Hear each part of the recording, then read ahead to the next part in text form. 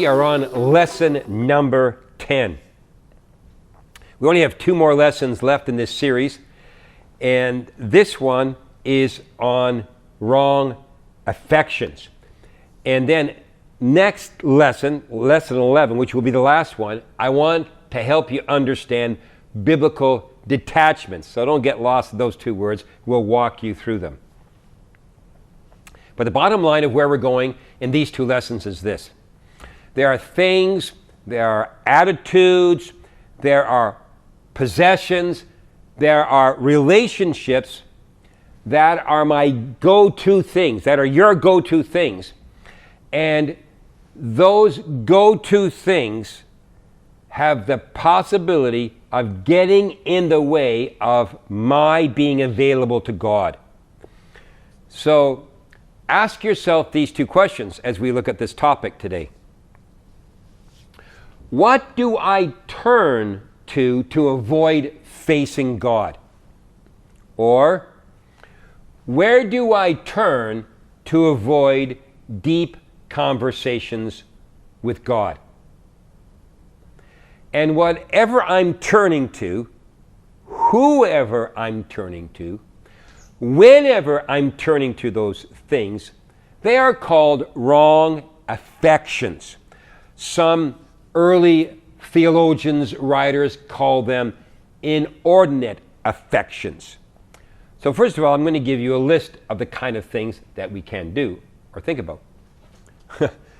So here they are. Look around this list. Nobody's going to tell me what to do. There's people like that, eh?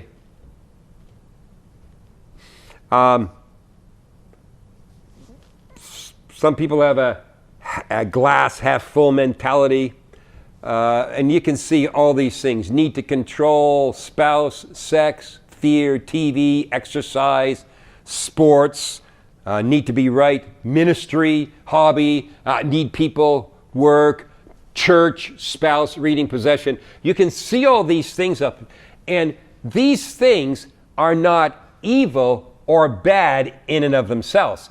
So these things aren't evil. As a matter of fact, all of them probably to a certain degree are good gifts from God. A couple maybe might not want to do very good, need to control, but the vast majority of them are good things. But we can have, and this is where we're going to grab this, watch this, listen carefully, we can have a wrong affection towards one or some of those things. Here's a bizarre scripture. Okay, here we go. New King James Version. Do not think that I came to bring peace on the earth. I did not come to bring peace, but a sword.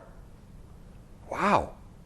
For I have come to set a man against his father.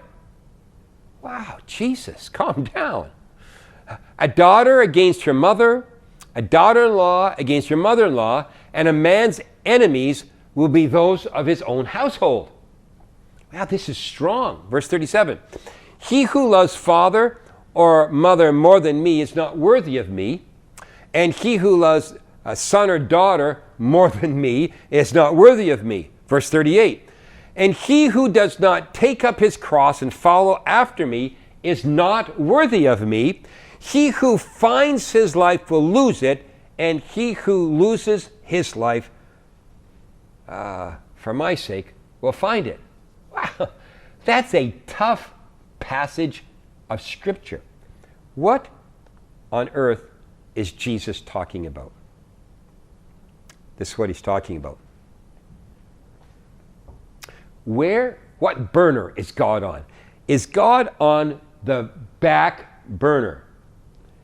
Which means, have we established actions, thoughts, or emotions that effectively put God on the back burner? Have we lived with affections, actions, thoughts, emotions? Have we lived with them for so long that we have become insensitive to the fact that we've actually shoved God back on the back burner. So here it is. Any habit, any person, anything, any emotion that hinders us or stops us from having authentic engagement with God is a wrong affection or an inordinate affection. A really interesting passage of Scripture. Matthew chapter 11. Verse 15, he who has ears to hear, let him hear. So Jesus said, what's this generation like that he's ministering to then? He says, I'll tell you what it's like. It's like children sitting in the marketplace and they calling to their companions and they say, we played a flute for you and you didn't want to dance. So we mourned for you and you didn't want to lament. You didn't want to dance. You didn't want to lament. You're impossible to please. That's what Jesus is saying. For John came, he neither ate nor drank, and they said, oh, John has a demon. Jesus comes, he's in eating and drinking. He was a pretty big party kind of guy. And they said, oh, look, he's a glutton, he's a wine bibber, and a friend of tax collectors and sinners. But wisdom is justified by her children. So what is Jesus saying? He's saying they missed him. They missed Jesus because they had inordinate affections. They loved the wrong stuff. What did they love? Well, these were religious people. They loved their position. They loved their religion. They loved their church. They loved their status. They loved their Torah. They loved the law. They loved their long flowing robes. They loved their religion. And all the time, Jesus was right under their noses, and they missed Jesus because of their inordinate affections. Okay, you ready for this? What is pushing God from the center of my life?